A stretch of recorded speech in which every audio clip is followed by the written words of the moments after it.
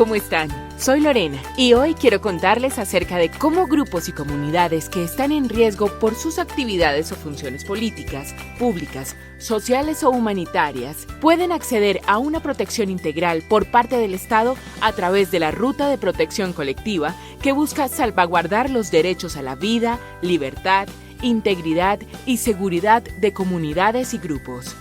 Todas las entidades del Estado, de acuerdo con sus competencias, estamos dispuestas a actuar para disminuir los riesgos y en el marco de la política de protección, entidades como Ministerio del Interior, Unidad para las Víctimas, Defensoría del Pueblo, Fiscalía General, las corporaciones públicas, entre otras, y por supuesto, la UNP, articularemos esfuerzos para lograr la adopción de medidas integrales e idóneas.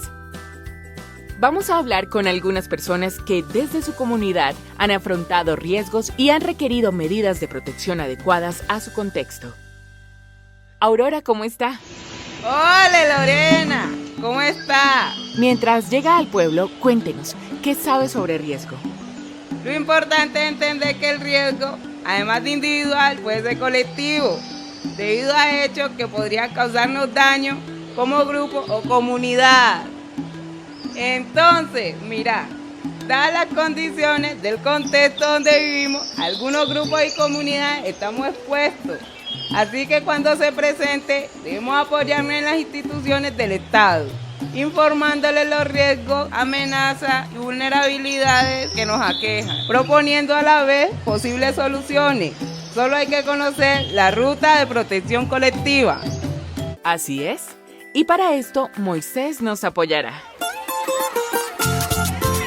Claro, primero debemos verificar que hagamos parte de las poblaciones objeto de protección señaladas en el decreto 1066 de 2015, entre ellas, grupos o comunidades defensoras de derechos humanos, víctimas, étnicos, entre otras. Si pertenecemos a alguno de estos grupos, debemos contar con un reconocimiento jurídico o social. El reconocimiento jurídico es otorgado por una autoridad competente.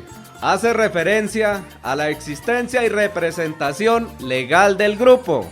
El reconocimiento social es verificado por el SERREM, previo cumplimiento de algunos de los siguientes requisitos: tener objetivos definidos, compartir rasgos culturales, sociales o políticos, estar ubicado geográficamente en un lugar determinado, estar organizados y cohesionados, y por último, reunirse de manera temporal o permanente para alcanzar objetivos concretos.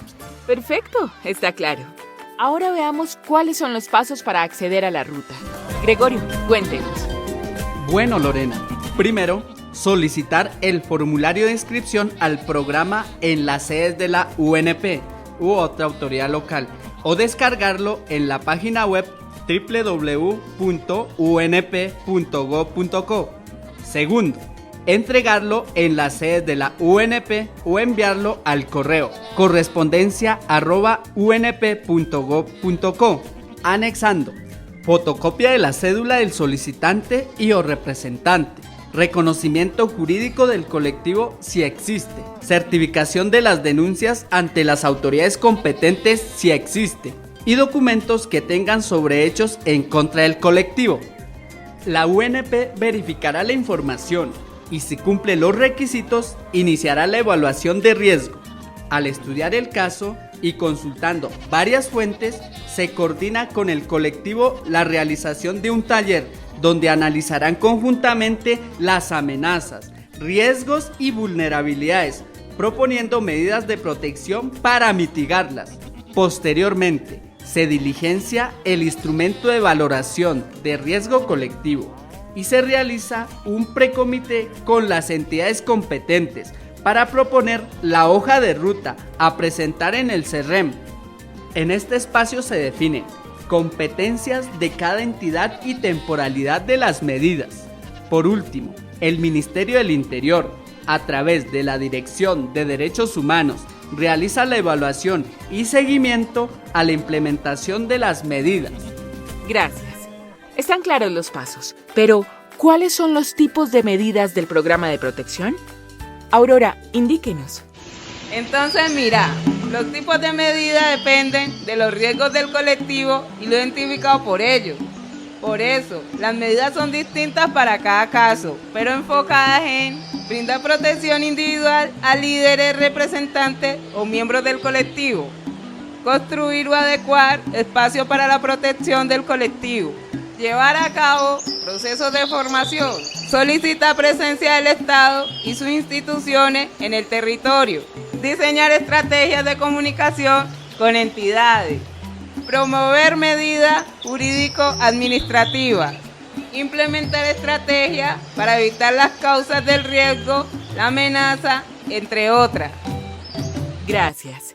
Es importante entender que el propósito de las medidas de protección es minimizar la exposición al riesgo, articular las instituciones, obstaculizar la agresión y fortalecer las medidas de protección con las que cuentan algunos colectivos.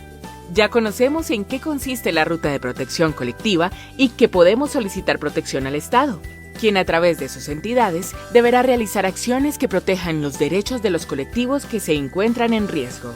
¡Hasta pronto!